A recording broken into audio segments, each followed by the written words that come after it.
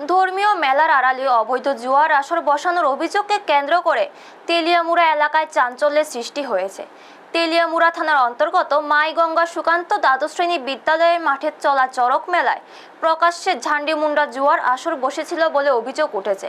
স্থানীয় সূত্রে জানা যায়, দিনের বেলায় ধর্মীয় ও সাংস্কৃতিক পরিবেশ থাকলেও রাত বাড়তেই শুরু হয় টাকার খেলা। জুয়ার বোর্ড ঘিরে ভিড় জমতে থাকে এবং প্রকাশ্যে চলতে থাকে বাজি ধরা। বিষয়টি নিয়ে এলাকার সচেতন মহলের মধ্যে ক্ষোভ তৈরি হয়। গোপন সূত্রের খবর পেয়ে তেলিয়ামুড়া থানার পুলিশ অভিযান চালায়। অভিযানে জুয়া খেলার বিভিন্ন সরঞ্জাম ও নগদ অর্থ বাজেয়াপ্ত করা হয়। পাশাপাশি 2 ব্যক্তিকে আটক করেছে পুলিশ।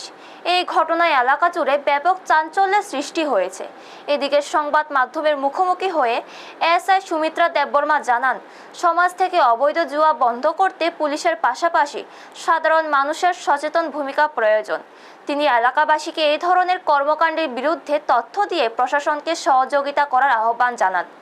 ঘটনার পর থেকে প্রশ্ন উঠতে শুরু করেছে, ধর্মীয় মেলার আড়ালে কিভাবে প্রকাশ্যে এই ধরনের জুয়ার আসর চলছিল এবং এর নেপথ্যে কারা জড়িত। পুরো বিষয়টি খতিয়ে দেখছে পুলিশ। ব্যুরো রিপোর্ট, নিউজ তৎকাল 24। আজকে একটা মেলা ছিল তেলিয়ামুড়া মাইগঙ্গা এলাকায়। মেলার পেছনে একটা জায়গা আছে, এখানে নাকি কিছু ইলিগাল লোক এসে ইলিগাল গ্যাম্বলিং শুরু করেছে, যেটাকে ঝান্ডিমুন্ডা বলে। তো সেই আমরা আরও স্টাফ নিয়ে ওই জায়গায় পৌঁছি, রেড করি। আমরা ঝান্ডিমুন্ডার যে ম্যাটেরিয়ালসগুলো ওগুলো ওখানে পাই, সঙ্গে 2 জনকে আমরা আটক করি, বাকিগুলো পালিয়ে যায়। কিছু টাকাও আমরা ওখান থেকে নিয়ে আসি, প্রপার সিজ করি আমরা এগুলা। বর্তমানে তারা আমাদের পুলিশ কাস্টডিতে আছেন 2 জন।